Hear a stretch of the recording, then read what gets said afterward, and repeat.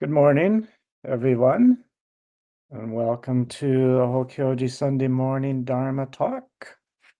It's my pleasure today to introduce to you Alex Lawrence Dōzen is an ordained Zen cook. Have to look into that, but I'll go with it for now. And a nationally registered advanced EMT and a sporadic mustache enthusiast, among other things. Okay, we won't forget that mustache enthusiast. And currently lives and works here at Hokyoji.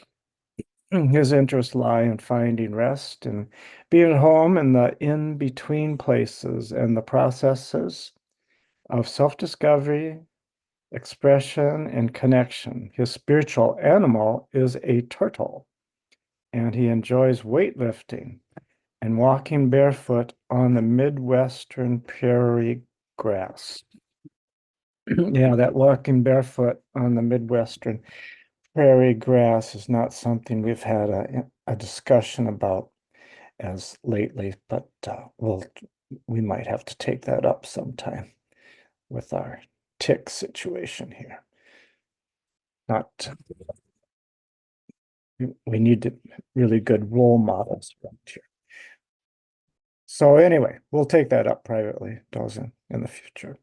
In any event, so I'm very happy to hear. And Dōzen, it's not in his biography, but he moved here to Hokyoji almost 2 years ago. I think it'll be 2 years coming up this beginning of August, if I remember correctly. So Dōzen, really looking forward to Dharma experience. Welcome, Dōzen. Thank you. Thank you. Thank you so much. And good morning, everyone. Um, yes, we'll talk about the tick situation and the barefoot. I'll put a pin in that for the moment. But yes, I appreciate everyone being here this morning and everyone's attention. And yeah, I appreciate Hokyoji and the care and the nourishment that I've gotten from this place. And I guess this morning I'll give a little bit of my practice, my background, what's going on in my life. Because yeah, over the last 6 months, I've experienced a lot of change in my practice, a lot of change in maybe not so much change in my internal experience, but change in my relationship to my internal experience. And that's been manifesting in my external experience as well. So yeah, I want to talk a little bit about how all that came to be, and to talk about that, I have to talk about my practice and my life and how I got to practice. So this is kind of like a way-seeking mind talk in a way, about what led me to practice, and what I find sustains my practice, and how that's changed, and how I can't, as soon as I feel like I have a grasp on that, it changes again. And that's scary, and it is it catalyzes that deep search, that I have, that I think brings us all to practice, is that constant flow and that constant change, and how can I be with those eight winds, right? Those eight, those things that feel like they blow us off the path, but the path doesn't. You're never not on it. I'm never not on it. So I want to start that with a little technical stuff. I'm going to be reading a little bit from Gabor Mate's book, In the Realm of Hungry Ghosts. He is a physician and an addiction researcher and has done a lot of work in harm reduction communities in Vancouver and a lot of work around shame and trauma and how to um, self-acceptance in a way.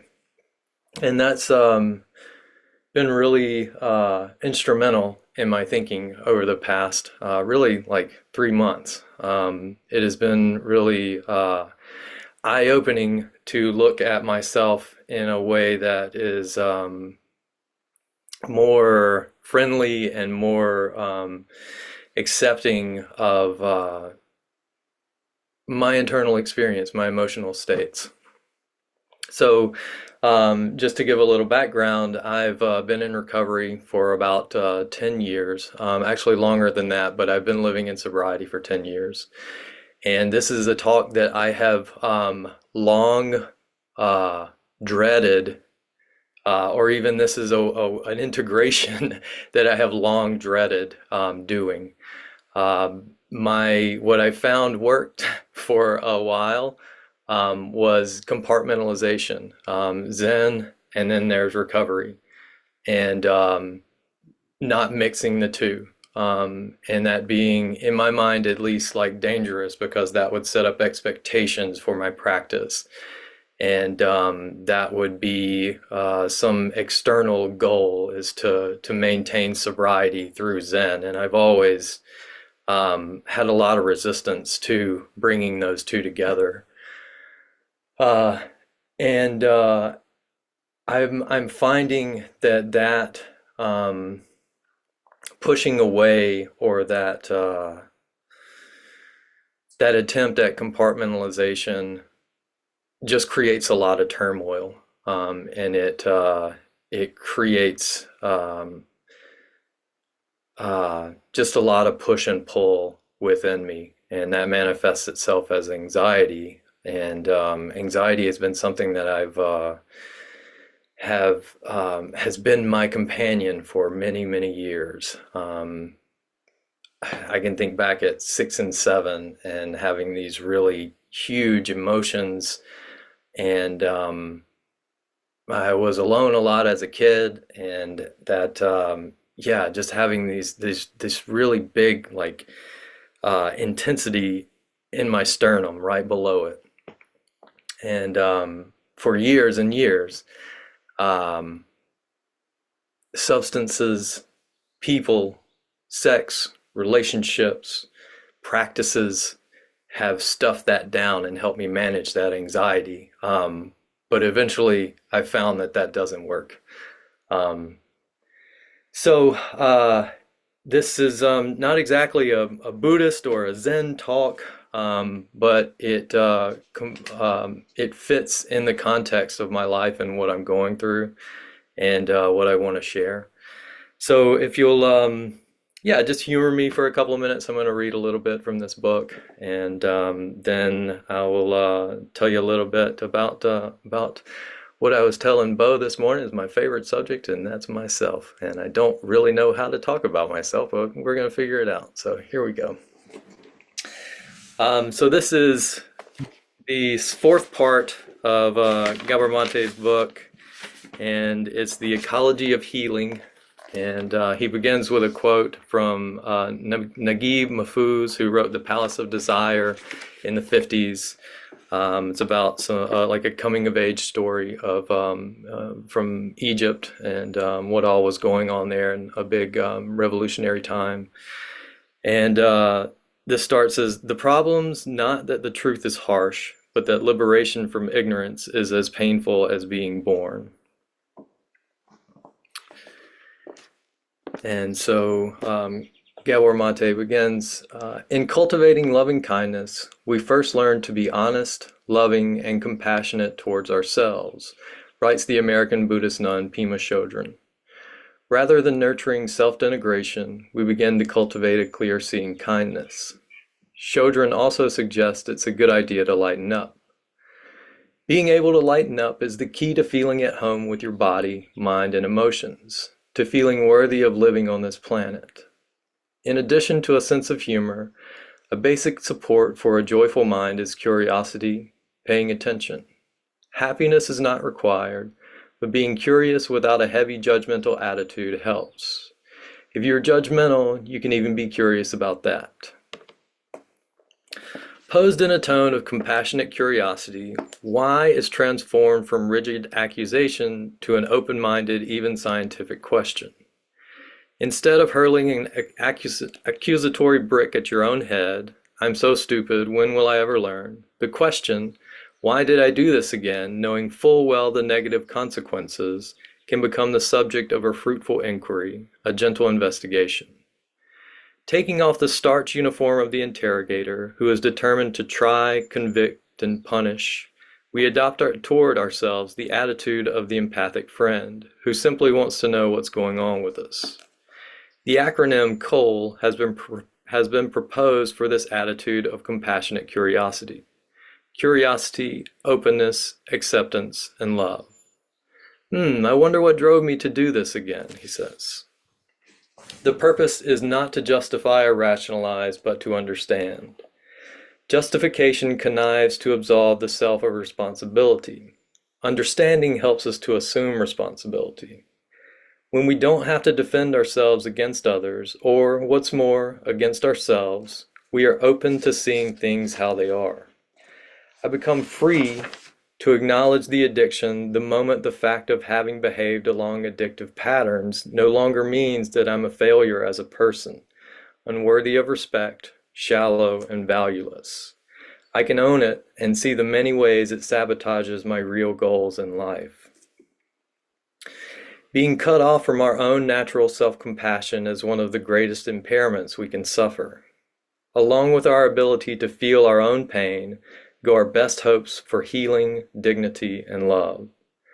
What seems non-adaptive and self-harming in the present was, at some point in our lives, an adaptation to help us endure what we had to go through then.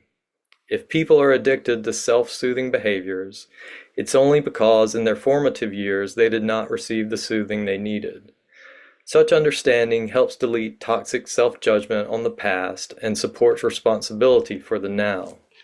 Hence the need for compassionate self-inquiry.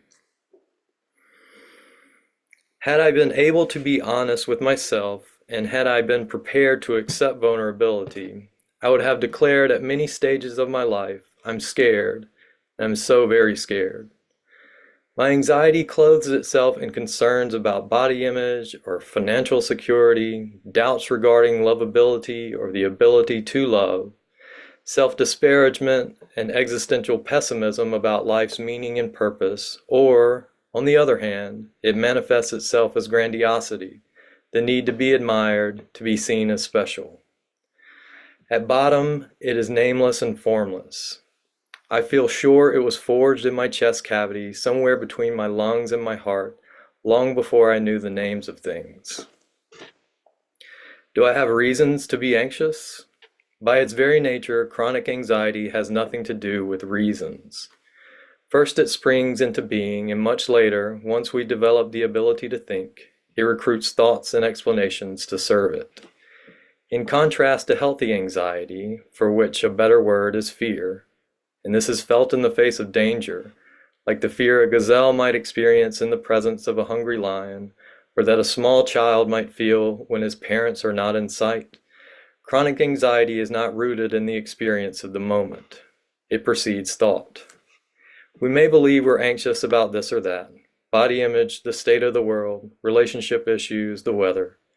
But no matter what story we weave around it, the anxiety just is. Like addiction itself, anxiety will always find a target, but exist independently of its targets. Only when we become aware of it does it wrap itself in identifiable colors. More often we repress it, bury it under ideas, identifications, deeds, beliefs, and relationships. We build above it a mound of activities and attributes that we mistake for our true selves. We then expend our energies trying to convince the world that our self-made fiction is reality. As genuine as our strengths and achievements may be, they cannot but feel hollow until we acknowledge the anxiety that they cover up. Incompleteness is the baseline state of the addict.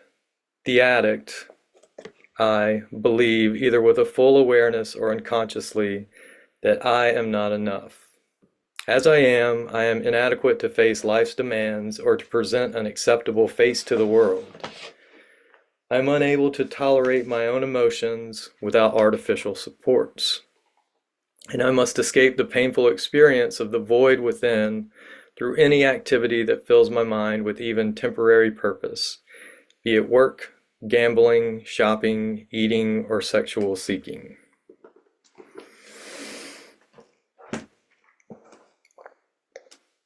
And yeah, that's really powerful for me. That's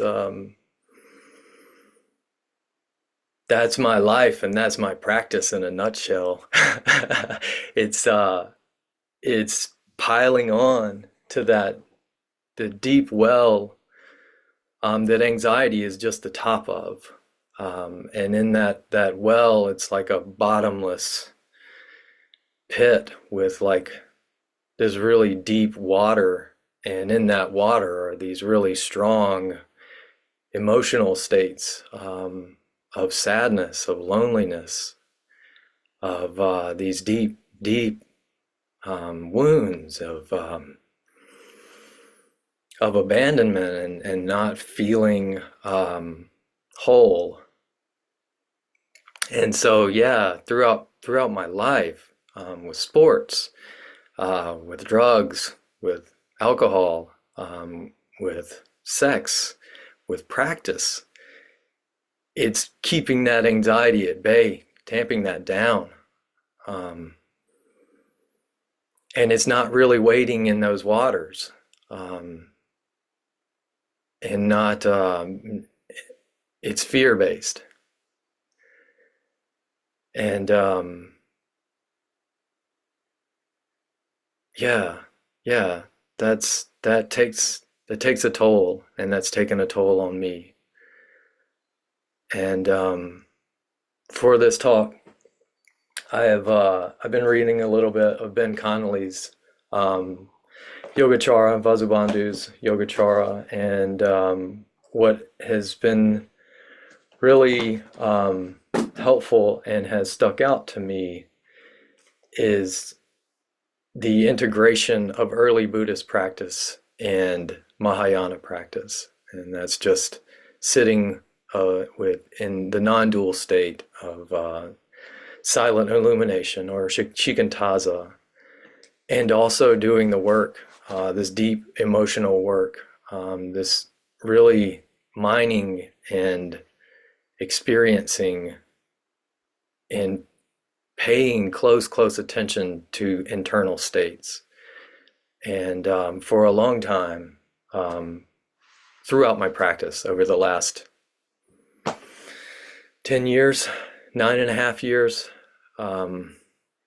it's been about just sitting in the non-dual state.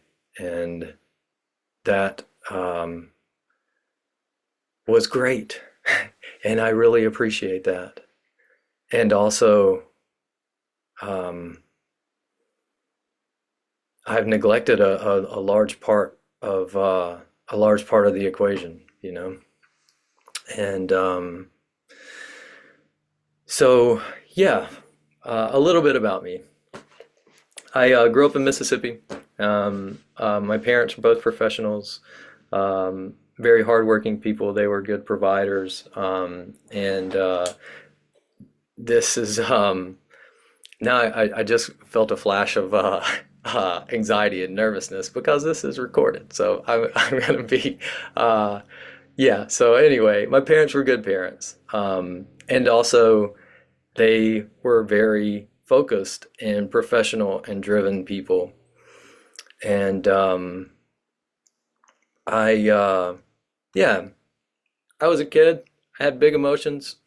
Was you know, I had a lot to say and to be, and also I was very shy. And I yeah, I I do and did a lot of masking, a lot of fitting in. And there's a thread in some of Mate's work that is about authenticity, and not authenticity in the way of like um, a pseudo spiritual new age realm of like find your authentic self, but he's talking about authenticity in like having a deep connection to intuition and to your heart and to your gut. And a lot of times, when what I'm learning is when we perceive some type of abandonment in our childhood, or we don't feel accepted for who we are, um, there's a loss of that authenticity in that search for love or in that search for acceptance, and that resonates with me. I I mold myself around what I think people want. I do a lot of that. I lost through addiction, through lots of different ways that I wasn't in touch with myself. Like I lost that personal connection, and I've been working really hard to get that back, and it's not an easy road.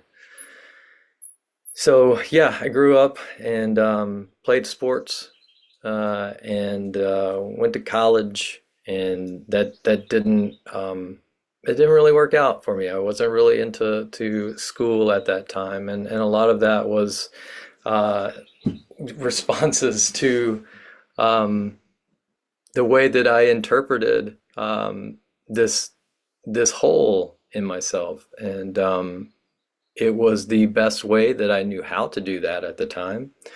Um, but it created problems down the line.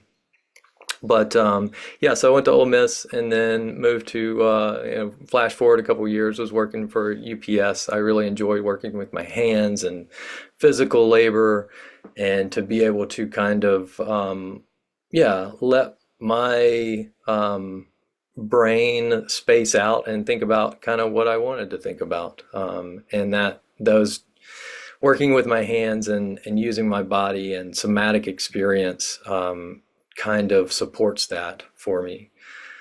So I had a transfer with UPS. I was working in Jackson, Mississippi, and ended up in Athens, Georgia, to be with a partner. And she had some kids, and um, she wasn't gonna move her life to Jackson, so I decided to move mine to Athens, and that was a good decision for me. I stayed in Athens for about 17 years, and also went through a lot of changes in my life, a lot of adverse experiences. I developed a pretty intense drug habit, and a pretty thriving alcohol practice.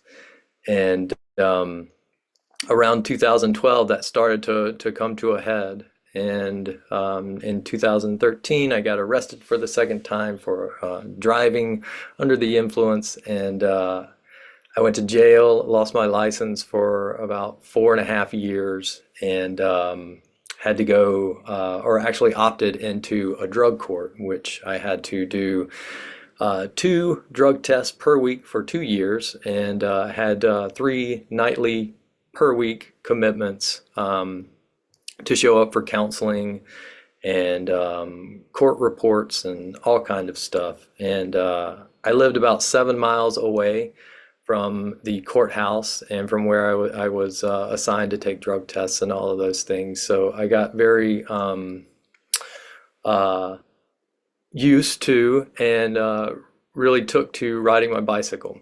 So my work was in the same area. I would ride about 15 miles a day. And it was just a really great experience, hard experience, but I call it great because it really created some resilience in me. and some confidence that I could do hard things without crutches. And so around that time, my sister introduced me to a yoga practice, Bikram yoga, which is the 26 and 2 postures in a heated room. And that connection of breath and movement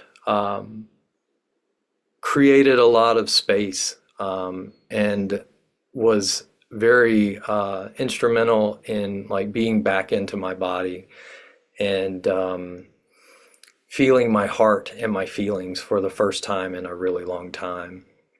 And that, again, that's been like a 12-year process of getting better at that. And, you know, you go forward and then I fall 3 steps behind and go a little bit further and fall 5 more steps behind. But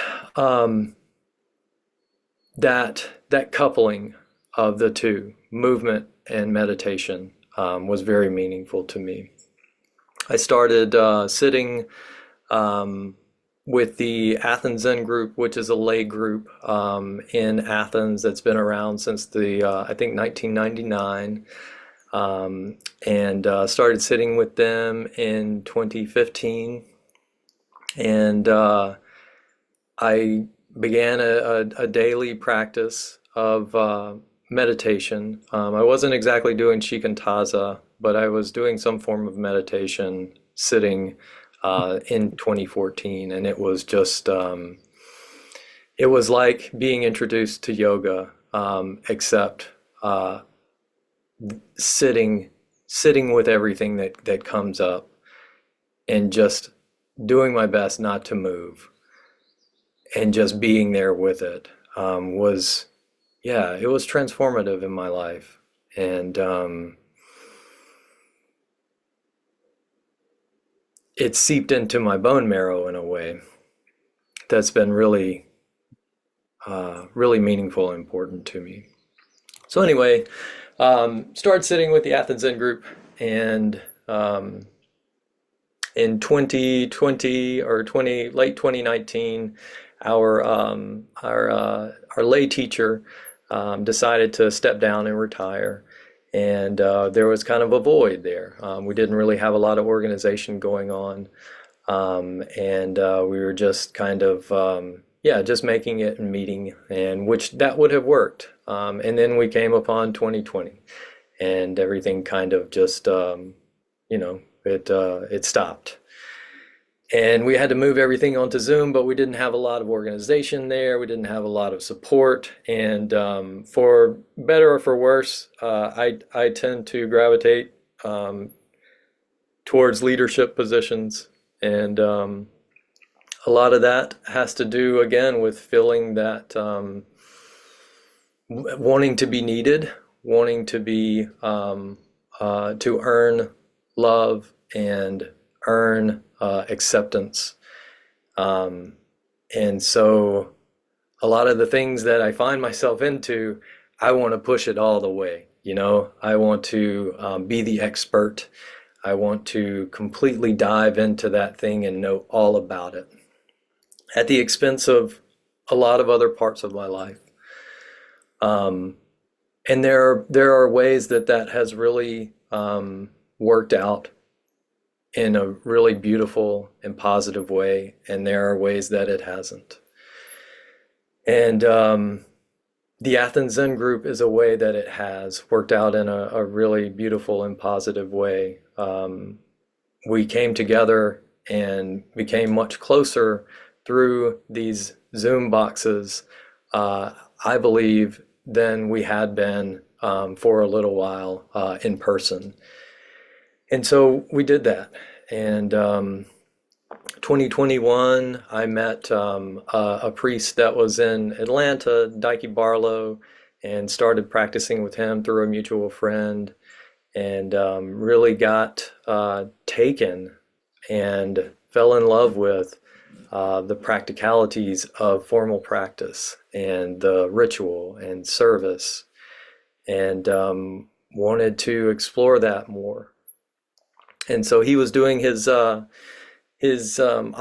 practice periods at Rumanji, and I had a point in my life where I was open to doing that, and I had a little bit of resources to be able to pack up my house in Athens and to dive full in. And I went to Romanji in the summer of 22, and spoke to Dokai after a little bit of time. Maybe that was a little before that. And there was an opening at Hokyoji. So after the Ango, I shuffled on up this way and settled in.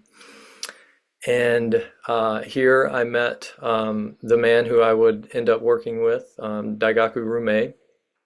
And he's my teacher.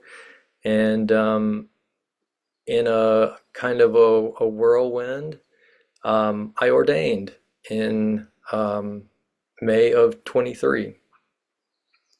And that was a really meaningful and beautiful moment. And it's still, it feels very, very close to my heart, very alive. And also,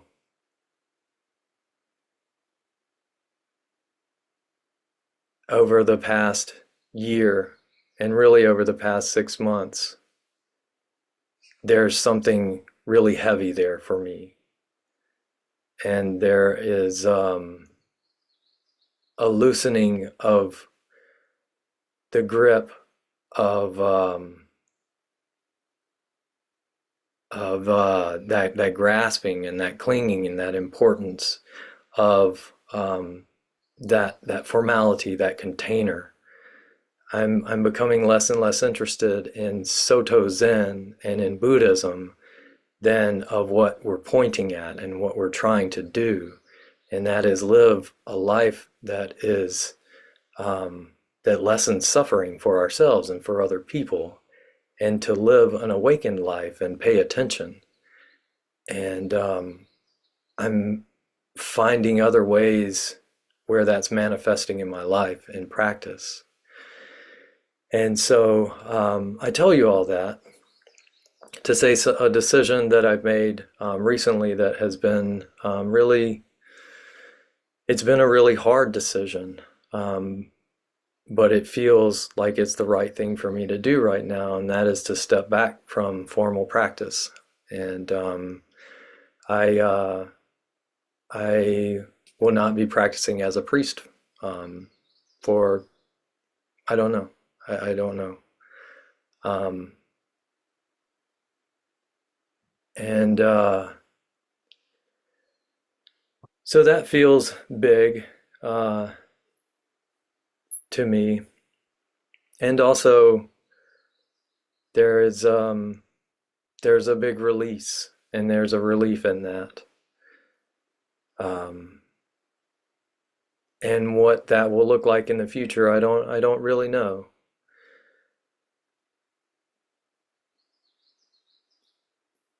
I don't really know. But I think that practice has brought me here. And this way, whatever it is, as soon as I try to crystallize it and grab it and think that I know what it is, it's not that anymore. And that's hard, man. That's really hard.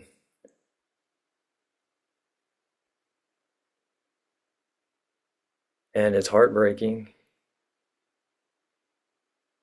And it breaks my heart open. Like, it makes my heart stronger, and it makes it more able to connect with that part of myself and that part of other people. And so Kyoku, who I'm very, very fond of, and she's a very dear person to me, introduced a practice of being really clear on what your vows are. And that has been really, really a true salve, and very, very helpful for me as of late.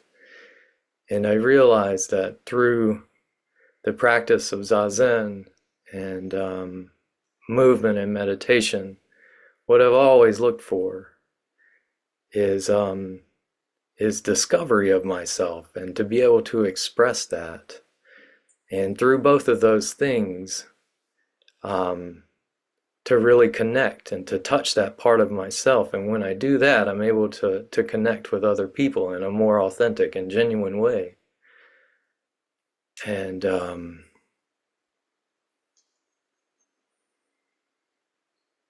I think that's a good guide star. I think that's a really good a North Star to move towards for me. So I think that might be uh, all that I have to say about that right now. Um, and I want to start wrapping it up a little bit. And uh, I have some words to read from Jane Hirschfield, and this is called "For What Binds Us." She's a Zen Buddhist practitioner. She doesn't like, from the interviews that I've read, she doesn't like to be called a Zen Buddhist poet. She prefers a term that is more, I think, akin to what what my aspiration is, and that's to be a human. And she calls herself a human poet. She's not just she's not to be pigeonholed, I think. So this is called "For What Binds Us." There are names for what binds us: strong forces, weak forces. Look around, you can see them. The skin that forms in a half-empty cup, nails rusting into the places they join, joints dovetailed on their own weight. The way things stay so solidly wherever they've been set down, and gravity, scientists say, is weak. And see how the flesh grows back across a wound with great vehemence, more strong than the simple, untested surface before. There's a name for it on horses when it comes back darker and raised: proud flesh. As all flesh is proud of its wounds, wears them as honors given out after battle, small triumphs pinned to the chest. And when two people have loved each other, see how it is like a scar between their bodies, stronger, darker, and proud. How the black cord makes of them a single fabric that nothing can tear or mend.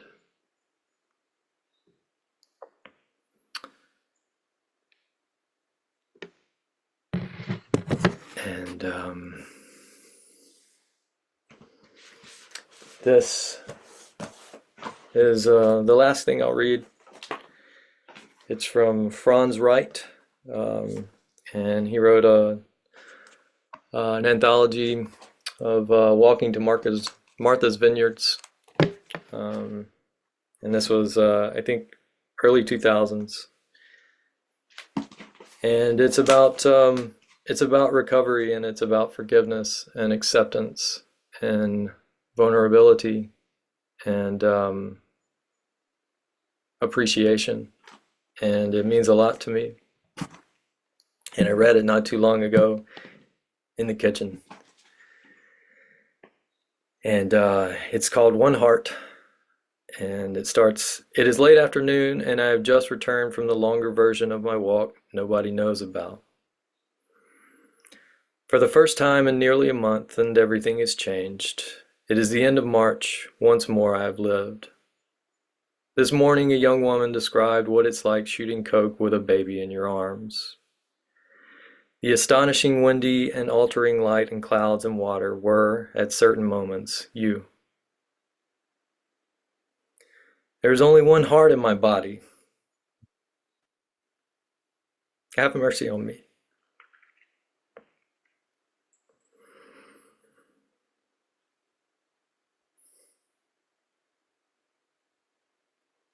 The brown leaves buried all winter, creatureless feet running over dead grass beginning to green. The first scentless violet here and there returned, the first star noticed all at once as one stands staring into the black water.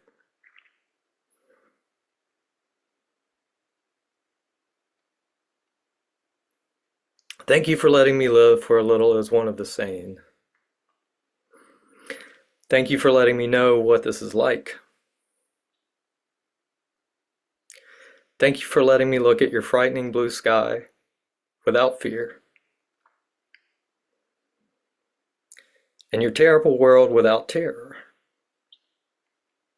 and your loveless, psychotic, and hopelessly lost with this love.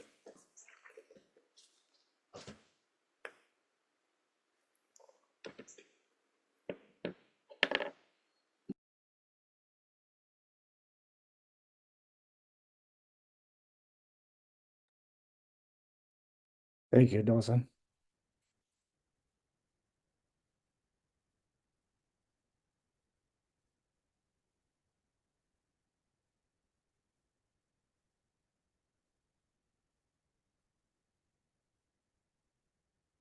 It would be hard for you to imagine that there's not going to be people who would like to offer some comments to you. So please go ahead, those in the assembly.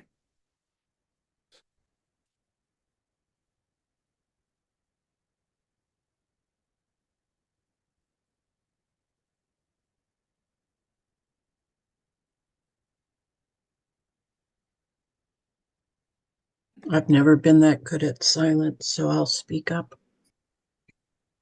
I was about to say, no pressure. I'll keep reading poetry. Oh, I just want to thank you so much for sharing so deeply of yourself. You are also a precious person to me, and as you are to, I think, all of the staff at Hokyoji who get to see you in real time. But really, I just really feel your practice in my heart, and I'm so grateful to be able to share some of your life with you. That's all for now.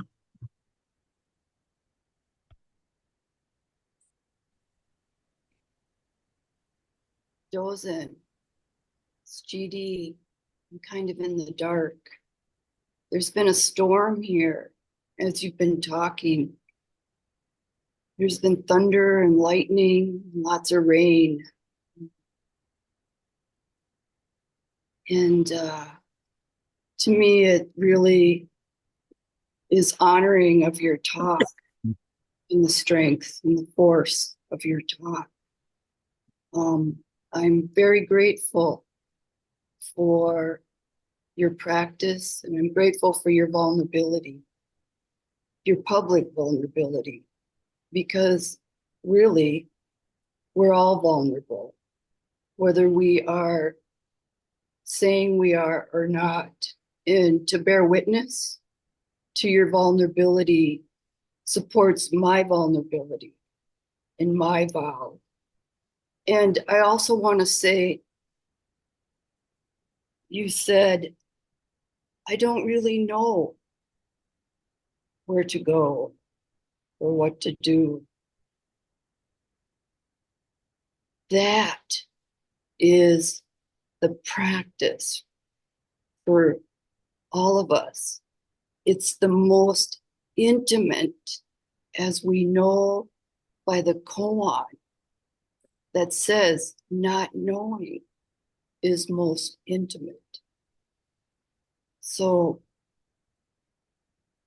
as you're intimate in your space of not knowing, that gives me courage to be intimate in my space of not knowing. So thank you. Thank you for your practice. Thank you for your vulnerability. Thank you, GD. Thank you.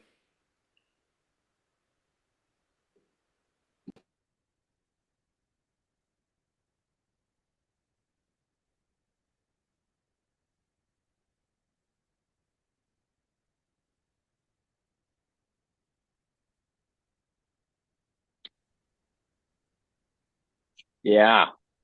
Wow. What a talk. it's just yeah, I share the same with like the vulnerability. I mean, I can feel it in myself as I'm talking right now. I'm like, that's was a really powerful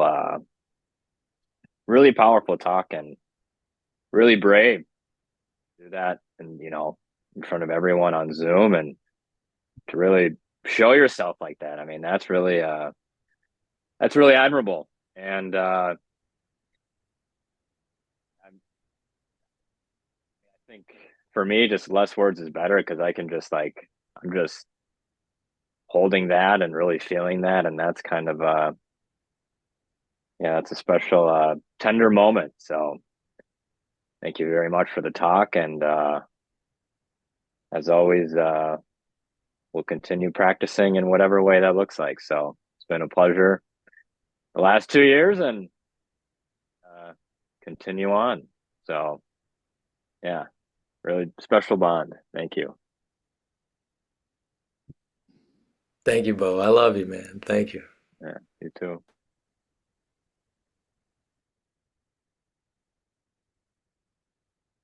Dōzen, this is Shinko here. We're up north. John and I are up north this weekend. So I had a horrible night's sleep last night. Just horrible. One of those nights where I couldn't get to sleep. I couldn't stay asleep. I ate something. I drank some juice. I went to bed. I was up and da. So I decided to go up into our loft here and lay down, you know, for part of the meditation and for your talk. And I was kind of, listening along, and all of a sudden, I almost literally bolted straight up in bed with the strength of your comments and with the, yeah, it's already been said, the vulnerability. So the journey that you're on is a journey, as GD has said, that we're all on in our own different way. And I also thank you for waking me up in more ways than one this morning. And I'm reminded of a poem from Maya Angelou, which is really short, that I'd like to share with you right now. I long, as does every other human being, to be at home wherever I find myself. So thank you for your talk. Thank you for both giving me rest this morning and also wakening me up with gratitude. Thank you. Thank you, Shinko Marilyn. Thank you.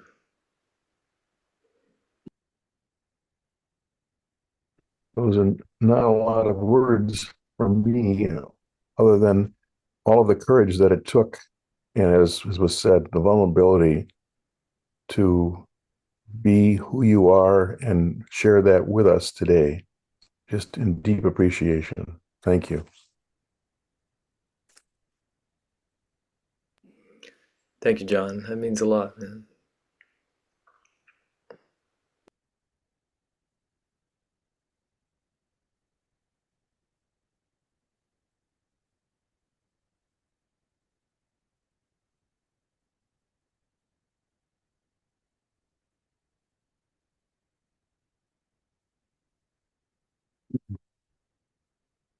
Any other comment before we move on?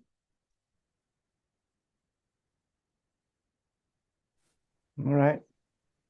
Dōzen, I think you've touched everyone quite deeply. If there's a lack of vigorous discussions, because you have touched our hearts very deeply. So, Thank you, Doka. I think Erin just raised her hand. okay, so I can't see everybody at once. Erin? Oh, yeah. I just wanted to join in thanking you, Dōzen, for that. Yeah, I don't have words either, but I recognize a way-seeking mind when I see it, and just grateful you're doing that. Just, yeah, thank you for this morning. Thank you.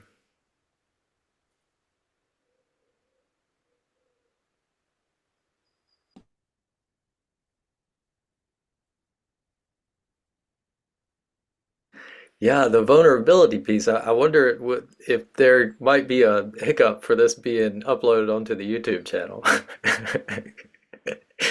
I'm kidding. I'm kidding. Dōzen, whether we do that or not is completely your option. Okay, so Yeah, just let me know. you can think it over. So Okay, thank you. Thank you. I was mostly joking, but also it's up to you. You think thanks. about it. And it's recorded, but we don't have to upload it anywhere. So Thank you. Yeah, yours would not be the first. So yeah, you're not. Yeah, yeah. there's been a couple others who have said, I don't think this. It was okay for today giving the talk, but I don't think we want to like throw this out to the whole world. But that'll be your choice.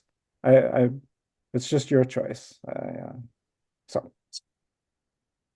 that's that. All right then. Well, I think we'll close then. Next week's again, thank you so much, Dōzen, for offering your talk. Next week, speaker is Shodo Spring. And a week from this weekend, starting July 26th, we have a family weekend. It's pretty unstructured Zen, but so we'll have families come down, and kids. So it's a different kind of a weekend. And on the July 31st, we have a clouds and water retreat led by Fish Murphy. And you would contact Clouds and Water if you want to consider coming to that retreat. On August 10th, we have the Jewel Mirror session beginning. That's with Daigaku, Rume, and also Raven Gumbel and myself leading that. And on August 26th, we have the Compassion Ocean retreat will begin this year. And there's several things in September, but we'll let them go until we get to August. Okay. Yeah. Did you want to say something about Ken Ford's ashes on, Yeah. I think it's August 24th? When is it? Is it August 20th? August 24th. August 24th Okay, it'll at be 10 in a.m. at Hokyoji. 10 a.m. Is that right? 10 a.m. at Hokyoji on the 24th, and then there's rehearsal for those who are participating in the ceremony from 4:30 to 6 on Friday the 23rd. And we still need a Tenzo and we need a Doan. So thank you. If you would like to step forward, that would be greatly appreciated. Yeah, just so happens I'll be Tenzo. Dōzen and Bo are not, they have other places they're going to be for that weekend. So we need more help. Okay, thank you for reminding me of that. I didn't, it's not on the events page, so I forgot to mention it. Okay, that's that then, and we will close them with our 4 rights.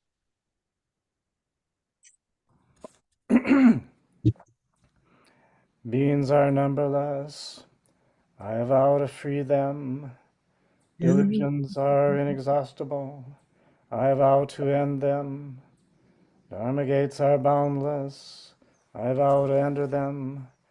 The Buddha way is unsurpassable. I vow to realize it. Okay, thank you all for joining us, and hope to see you all again before long. Take good care. Bye-bye.